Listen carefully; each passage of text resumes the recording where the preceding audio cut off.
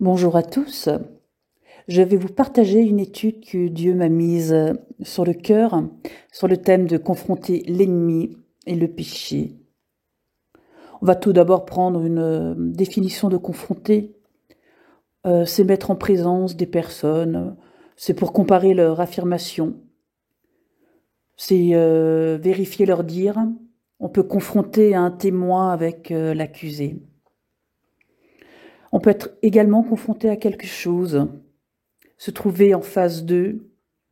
On peut être confronté à un obstacle, se trouver placé devant un obstacle et devoir y faire face. Et on peut être également confronté à une nouvelle situation. Alors, quelques synonymes de confronter, c'est comparer, mettre en balance, mettre en face, opposer, évaluer. Il est important de noter que la confrontation frontale n'est pas toujours la meilleure voie à suivre, car tout ne doit pas être nécessairement être relevé. En effet, il n'est pas nécessaire de réfuter ou de combattre toutes les déclarations erronées de façon offensive. Parfois, il est plus sage de déclarer la vérité tout simplement. Et c'est ce que nous encourage à faire 2 Corinthiens 13:8. Nous allons lire le passage. « Car nous n'avons pas de puissance contre la vérité. Nous n'en avons que pour la vérité. » Confronter, c'est avant tout savoir s'engager dans une confrontation dans l'amour et la vérité. Voir le passage de Éphésiens 4:15. Mais il n'est pas bon de fuir la confrontation, car le mal doit être affronté et mis en lumière. Nous pouvons le lire dans Éphésiens 5:11. « Ne prenez point part aux œuvres infructueuses des ténèbres, mais plutôt condamnez-les, car il est honteux de dire ce qu'ils font en secret. Mais tout ce qui est condamné est manifesté par la lumière, car tout ce qui est manifesté est lumière. » Et nous voyons par l'exemple de Jésus dans la parole, qui était le maître de la confrontation. Il ne s'est jamais dérobé à cette tâche. Il a toujours agi avec un motif qui est l'amour. Nous voyons l'exemple avec Nicodème, qui était un homme très puissant, un pharisien moral et droit, et l'un des dirigeants juifs. Et Jésus n'a jamais été impressionné ou découragé par sa position. Il le confronte avec amour, concernant son besoin de naître de nouveau. Cette nécessité de recommencer à zéro, de laisser derrière lui les blessures, ses vieilles habitudes et toutes les traditions du passé. Le message de Jésus, c'est une question de transformation. Jésus confronte Nicodème à ce besoin de transformation de vie et de cœur. Et c'est d'ailleurs la première mission que nous avons en tant que disciples de Jésus-Christ, de confronter le monde à son statut de pécheur. C'est en apportant le message de la bonne nouvelle, afin que les hommes prennent conscience qu'ils sont pécheurs, qu'ils sont perdus sans Jésus-Christ et qu'ils doivent reconnaître qu'ils sont pécheurs et accepter Jésus pour recevoir la vie. C'est d'ailleurs la dernière recommandation que Jésus nous donne dans Matthieu 28:19. C'est une recommandation pour ses disciples. « Allez, faites de toutes les nations des disciples. » Nous allons voir maintenant quelques armes que nous avons pour confronter l'ennemi et le péché. Nous avons premièrement la parole. La parole est vérité et elle met en lumière les ténèbres. Jésus est la vérité. Dans Jean 14:6, nous voyons que le diable n'a rien en lui dans Jean 14:30. Jésus est la parole créatrice faite chair et il est Dieu. Dans Jean 1, versets 1 à 3. La parole est la première chose qui confronte les ténèbres.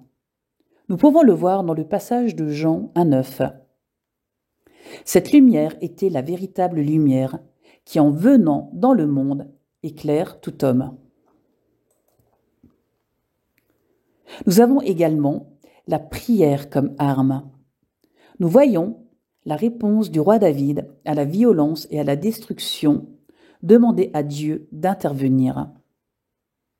Prenons cette prière dans Psaume 55, 10. Seigneur, embrouille les plans de mes ennemis, fais-les se contredire. En effet, la prière, c'est une arme importante de notre réponse aux forces destructrices face à l'oppression, à la fraude, etc. Et nous voyons dans le livre de Matthieu, chapitre 5, verset 4, qui nous dit « Priez pour ceux qui vous maltraitent et qui vous persécutent ». Après la liste des armes spirituelles dans Éphésiens 6, verset 18, nous voyons que la prière fait partie de l'armure du chrétien. Lisons le verset 18. « Faites en tout temps par l'Esprit toutes sortes de prières et de supplications. Veillez à cela avec une entière persévérance et priez pour tous les saints. » Nous avons également le jeûne, qui est une arme qui accompagne la prière, car c'est une puissance dans le combat spirituel. Le jeûne permet de s'humilier avant tout devant Dieu et de se soumettre à la souveraineté de Dieu. Nous nous confrontons à notre propre nature orgueilleuse pour chercher la volonté de Dieu. Car dans le combat, notre âme est un obstacle au royaume de Dieu. Elle influence nos désirs. Et le jeûne est une bonne arme pour discipliner l'âme et se mettre plus facilement sous la directive de l'esprit. Car l'âme, les émotions ne doivent pas commander nos décisions, mais c'est l'esprit qui doit diriger. Associer la prière et le jeûne permet de remporter de grandes victoires dans les combats. Il peut se faire à titre individuel ou collectivement. Une autre arme que la parole nous donne, c'est la bénédiction, la manifestation de notre amour. Lisons le passage dans Galates 6.1. « Frères, si un homme vient à être surpris en quelque faute, vous qui êtes spirituels, redressez-le avec un esprit de douceur. » Nous pouvons lire également dans Matthieu 5, 44, « Mais moi, je vous dis, aimez vos ennemis, bénissez ceux qui vous maudissent, faites du bien à ceux qui vous haïssent. » À la fin de ce verset, nous pouvons voir le témoignage que nous pouvons rendre en agissant avec amour. Je cite, « Faites du bien à ceux qui vous haïssent. » Donc nous voyons que nous avons comme arme contre le mal le témoignage. Car nous pouvons impacter et faire une différence, comme nous pouvons le lire dans cet exemple de la parole, dans Romains 12, 20. « Mais si ton ennemi a faim, donne-lui à manger. S'il a soif, donne-lui à boire. Car en agissant ainsi, ce sont des charbons ardents que tu amasseras sur sa tête. Ne te laisse pas vaincre par le mal, mais sois vainqueur du mal par le bien. » En effet, c'est par l'amour que nous témoignons l'amour de Dieu et que nous sommes les disciples de Jésus-Christ. Et nous pouvons aussi prendre Proverbe 26, les versets 4 et 5, nous pouvons lire « Ne réponds pas à l'insensé selon sa folie, de peur que tu ne lui ressembles toi-même. » Et ensuite, réponds à l'insensé selon sa folie, afin qu'il ne se regarde pas comme sage. Nous allons maintenant étudier nos différents ennemis selon la Bible. Nous voyons que l'un de nos ennemis est le monde. Nous le trouvons dans Jacques 4,4. Adultères que vous êtes, ne savez-vous pas que l'amour du monde est inimitié contre Dieu? Celui donc qui veut être ami du monde se rend ennemi de Dieu. Et nous voyons qu'il y a aussi la convoitise des yeux, de la chair et l'orgueil de la vie. Nous pouvons le lire dans 1 Jean 2, à partir du verset 15. « N'aimez point le monde, ni les choses qui sont dans le monde. Si quelqu'un aime le monde, l'amour du Père n'est point en lui. Car tout ce qui est dans le monde, la convoitise de la chair, la convoitise des yeux et l'orgueil de la vie, ne vient point du Père, mais vient du monde. » La Bible nous parle d'un autre ennemi, le diable et ses démons. Car la parole nous dit dans Éphésiens 6,12 « Car nous n'avons pas à lutter contre la chair et le sang, mais contre les dominations, contre les autorités, contre les princes de ce monde de ténèbres, contre les esprits méchants dans les lieux célestes. » Et pour finir, nous avons les œuvres de la chair que nous pouvons trouver dans Galates 5, 19, que vous pourrez lire chez vous. Romains 7, 7 nous dit « Car l'affection de la chair est inimitié contre Dieu, parce qu'elle ne se soumet pas à la loi de Dieu, et qu'elle ne le peut même pas. Or, ceux qui vivent selon la chair ne sauraient plaire à Dieu. » Et nous voyons dans Jean 3, 20 « Tous ceux qui font le mal détestent la lumière et ils ne vont pas vers la lumière. En effet, ils ont peur qu'on découvre leurs mauvaises actions. Mais ceux qui font la volonté de Dieu vont vers la lumière. Ainsi, on voit clairement ce qu'ils font, on voit qu'ils obéissent à Dieu. » Nous allons prendre maintenant quelques exemples de personnages bibliques qui ont confronté les œuvres de la chair ou des ennemis ou le péché. Prenons premièrement le prophète Élie, qui confronte les prophètes de Baal et le culte de l'idolâtrie. Dans le passage du livre des rois, donc c'est 1 Roi 18, versets 20 à 40. Nous voyons le prophète qui confronte les 450 faux prophètes de Baal en les défiant, afin de démontrer qui est le Dieu entre Baal ou l'Éternel, et se livre face à tout le peuple à un concours de sacrifices. Chacun se prépare un taureau et le pose sur le bois de l'autel devant leurs dieux respectifs. Puis ils demandent à leur Dieu de mettre le feu sur l'autel. Les prophètes de Baal implorent leur Dieu pendant des heures et rien ne se passe. Élie, quant à lui, fait cette prière au verset 36.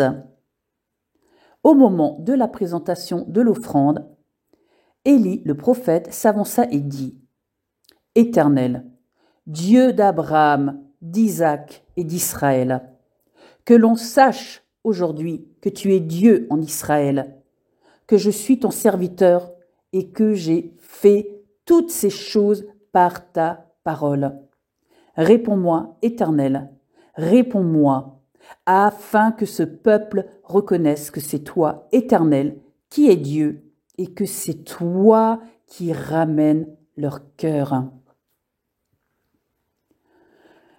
L'Éternel répond à la prière et envoie le feu du ciel instantanément et consume l'holocauste, le bois, les pierres et la terre, et l'eau que Élie avait fait rajouter autour de son autel au verset 38. Élie pose un acte démontrant la puissance et l'action de Dieu en confrontant un culte aux idoles. Et nous voyons aussi que l'objectif, c'est de ramener les cœurs à l'Éternel. Nous voyons également David qui confronte Goliath, qui défie les armées du Dieu vivant dans 1 Samuel 17, versets 1 à 17. Ce récit relate la confrontation de Goliath à un colosse philistin et David, un jeune homme, berger du troupeau de son père, qui vient de recevoir l'onction royale de la part du prophète Samuel. Ça fait 40 jours que Goliath s'avance matin et soir pour mettre au défi l'armée d'Israël. Ce géant impressionnant, fort et rempli de mépris et de condescendance, imbu de sa force physique, qui est une image de toutes les formes de persécution, qu'elles soient extérieures ou internes, qui peuvent œuvrer dans nos vies par le biais du harcèlement, l'intimidation, la moquerie, la provocation, l'humiliation, etc., de façon continuelle, jour et nuit, en nous mettant au défi et en méprisant nos fragilités et nos impuissances.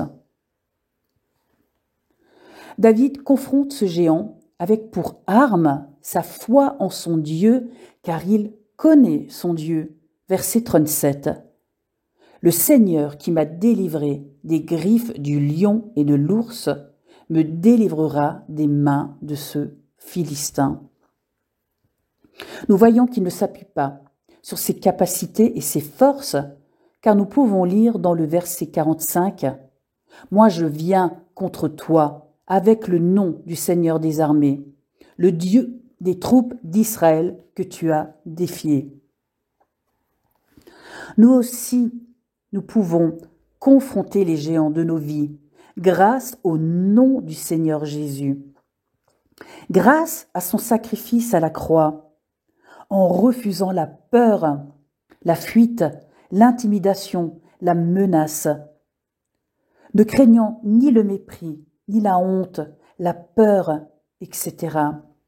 Nous pouvons les confronter en les affrontant de face et avec l'assurance, comme David, dans notre cœur, que Dieu est avec nous.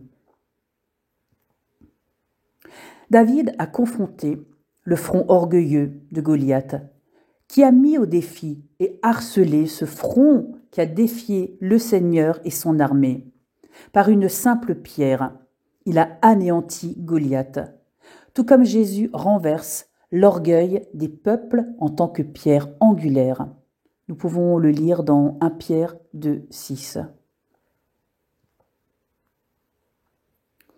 Nous voyons également dans 2 Samuel 12, versets 1 à 9, que le prophète Nathan confronte le roi David à son péché. Dans ce passage, nous voyons que le prophète s'adresse à David en utilisant une parabole pour mettre en lumière la vérité sur le péché du roi. Et dans ce récit, il démontre avec précision les mauvaises actions de celui-ci sans l'accuser de manière frontale, tout en le sensibilisant aux conséquences injustes de ses actes. Le prophète donne effectivement des détails sur la richesse de tout ce qu'avait l'homme qui a mal agi face au manque de l'homme offensé. Ce qui a pour effet sur David un sentiment de colère envers cet homme, et de ce fait, il prononce lui-même un jugement contre lui-même, au verset 5. Car nous lisons au verset 7, le prophète Nathan dit à David « C'est toi qui es cet homme-là ». Nous voyons que le prophète a agi avec David avec beaucoup de sagesse, pour atteindre la conscience du roi, qui ne pouvait plus nier l'horreur de son péché.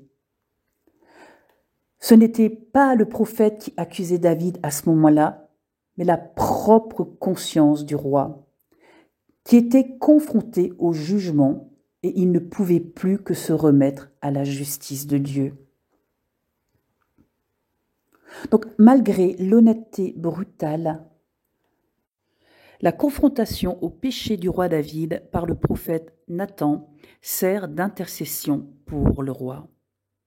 Car interpeller un frère ou une sœur sur un péché permet de lui ouvrir le chemin du repentir et de recevoir pour ce péché la grâce manifestée en Jésus-Christ. Lisons Jacques 5,19. Mes frères, si quelqu'un parmi vous s'est égaré loin de la vérité et qu'un autre l'y ramène, qu'il sache que celui qui ramènera un pécheur de la voie où il s'était égaré sauvera une âme de la mort et couvrira une multitude de péchés. Ainsi, la parabole de Nathan, confrontant David à son péché, sert d'outil de réflexion et l'invite au repentir. Lisons également ce que 2 Timothée 2, verset 25 nous dit. Il doit redresser avec douceur les adversaires, dans l'espérance que Dieu leur donnera la repentance pour arriver à la connaissance de la vérité, et que, revenus à leur bon sens, ils se dégageront des pièges du diable qui s'est emparé d'eux pour les soumettre à sa volonté. Et nous avons un exemple dans le livre de Matthieu au chapitre 18, un exemple biblique pour reprendre un frère qui a péché. Nous voyons que Jésus confronte le diable dans la tentation dans le désert, Matthieu 4, versets 1 à 11. J'ai d'ailleurs fait une vidéo sur ce sujet, le titre c'est « Une stratégie du diable », me semble. Nous voyons dans ce passage que Satan tente de tromper Jésus en s'appuyant sur la parole et en tordant le sens de celle-ci. Dans cette confrontation, nous voyons l'importance de connaître la parole dans son ensemble afin de confronter un verset à un autre verset, afin de ne pas se laisser détourner et tromper par des fausses vérités qui s'appuient sur la parole. Car Jésus répond au diable, il est aussi écrit au verset 7. Nous voyons aussi que Jésus confronte l'hypocrisie religieuse des scribes et des pharisiens dans le passage de Matthieu 23, versets 1 à 12, et également leur tradition dans Marc 7, 9. Lisons. Il leur dit encore, « Vous anéantissez fort bien le commandement de Dieu pour garder vos traditions. » Jésus confronte leur religiosité lorsqu'il guérit une femme infirme depuis 18 ans dans la synagogue un jour de sabbat, Luc 13. Et nous voyons la dureté religieuse du cœur des pharisiens au verset 14 à 17. Et dans Luc 14, versets 1 à 6, Jésus guérit lors du sabbat un homme rempli d'œdème. Et au verset 3, Jésus interpelle les est-il permis de faire une guérison le jour du sabbat? Jésus les confronte à la dureté de leur cœur liée à la loi et démontre la supériorité de l'amour face à la loi et les traditions. Nous pouvons lire dans 1 Corinthiens 13, 2. « Et quand j'aurai le don de prophétie, la science de tous les mystères et toute la connaissance, quand j'aurai même toute la foi jusqu'à transporter des montagnes, si je n'ai pas l'amour, je ne suis rien. » Et dans le passage de la femme adultère, Jésus confronte les pharisiens à leur propre péché, leur propre conscience, en disant que celui qui n'a jamais péché lui jette la première pierre. Vous pouvez le lire dans le passage de Jean 8, du verset 3 à 11. Et nous voyons que personne l'a condamné et que du plus vieux au plus jeune, ils sont partis. Jésus confronte les maladies, les démons, les puissances et les mauvais esprits dans différents passages de la Bible en prenant autorité sur elles et en les chassant. Je ne citerai pas des passages de la Bible, il y a de nombreux exemples et il sera facile d'en trouver un. Je vous fais confiance. Et nous avons, en tant que disciples de Jésus, cette même autorité pour confronter et chasser les maladies, les ténèbres, les mauvais esprits selon le mandat que nous avons reçu. Luc 10, 18, c'est Jésus qui parle. Je voyais Satan tomber du ciel comme un éclair. Voici, je vous ai donné le pouvoir de marcher sur les serpents et les scorpions et sur toute la puissance de l'ennemi, et rien ne pourra vous nuire. Et nous voyons dans le livre des Actes, au chapitre 16, versets 16 à 18, l'apôtre Paul qui confronte une femme qui a un esprit de python. Dans les évangiles, nous voyons que Jésus n'a jamais accepté le témoignage des démons, même si de prime abord il semble honorer Dieu ou vouloir rendre gloire à Dieu, parce que Jésus est venu détruire les œuvres du diable. 1 Jean 3, 8. Ce qui est intéressant dans ce passage, c'est que cette femme suivait les apôtres depuis plusieurs jours et l'apôtre Paul ne l'a pas libérée de suite. Voir verset 18. Nous constatons que, comme dit précédemment, qu'il n'y a pas toujours utilité de tout relever, mais de se concentrer tout d'abord sur le message de la vérité. Il est également bon d'avoir le discernement des esprits pour cibler le non lorsqu'on prend autorité sur un mauvais esprit. Par exemple, esprit muet, esprit d'infirmité, esprit de servitude, esprit de mort, etc. Nous voyons également l'apôtre Paul confronter l'apôtre Pierre à son hypocrisie dans le passage de Galates 2, versets 11 à 21. Paul, contrairement à Pierre, n'avait honte de rien. En fait, il se moquait de ce que les autres pouvaient penser de lui. Au contraire, il aimait la vérité et il fallait qu'elle soit dite, peu importe le prix à payer.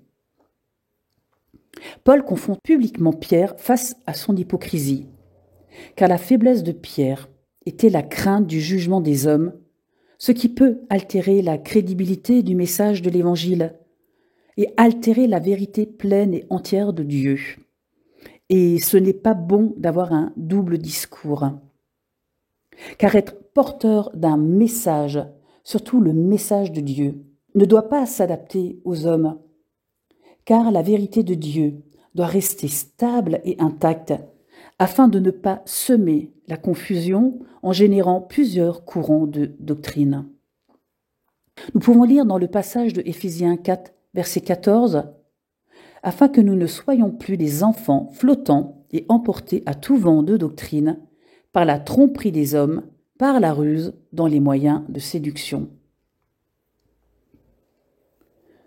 Nous voyons également les apôtres confronter Simon le magicien qui veut acheter le don du Saint-Esprit, dans Acte 8, versets 9 à 24. C'est un affrontement entre la manifestation concrète de la puissance de Dieu face à un Simon, le magicien, qui n'a rien compris au royaume de Dieu et qui fonctionne selon ses vieux schémas issus des hérésies de ces faux dieux qu'il servait. Et donc les apôtres interviennent parce que ce n'est pas juste, ce n'est pas droit, et c'est un mauvais témoignage. Et la parole nous dit, nous avons reçu gratuitement, donc donné gratuitement. Nous finissons avec Jésus qui confronte Pierre 3 fois suite au reniement de celui-ci. Dans Jean 21, les versets 15 à 17. Jésus pose la question à Pierre 3 fois. M'aimes-tu? Jésus utilise le mot grec agapao qui signifie amour parfait, amour divin, l'amour que Dieu nous porte, indépendamment de nos mérites, alors que Pierre va répondre philéo, qui signifie affection, tendresse impliquant les sentiments.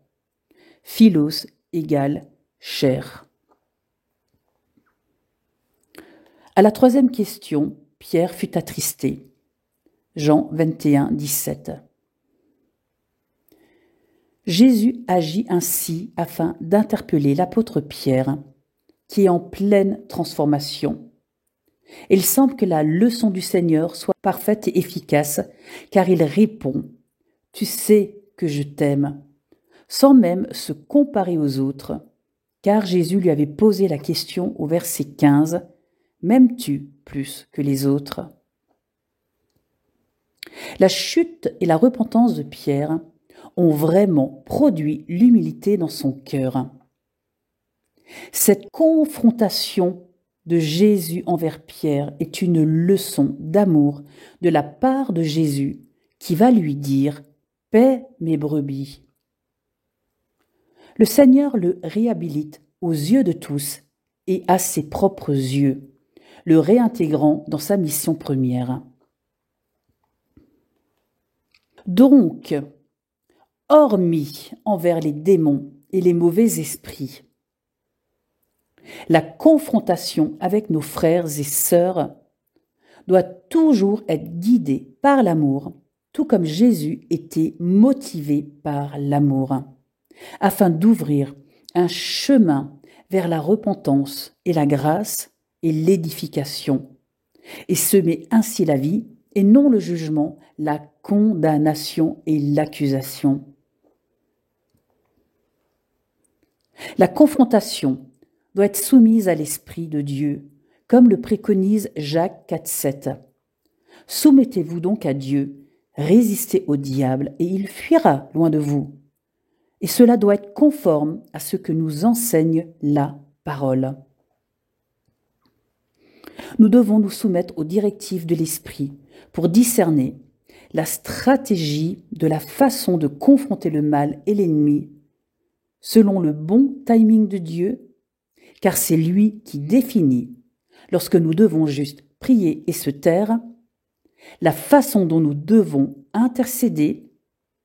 C'est lui qui décide lorsqu'il faut parler et confronter ouvertement, mais toujours avec amour et vérité. Et aussi lorsqu'il faut prendre autorité contre les mauvais esprits. Pour confronter, le discernement est très important, car la Bible nous exhorte à discerner tout esprit dans 1 Jean 4,1. Et il nous faut surtout beaucoup de sagesse, d'amour, de patience et d'humilité. Voilà, je vous remercie. Soyez tous richement bénis.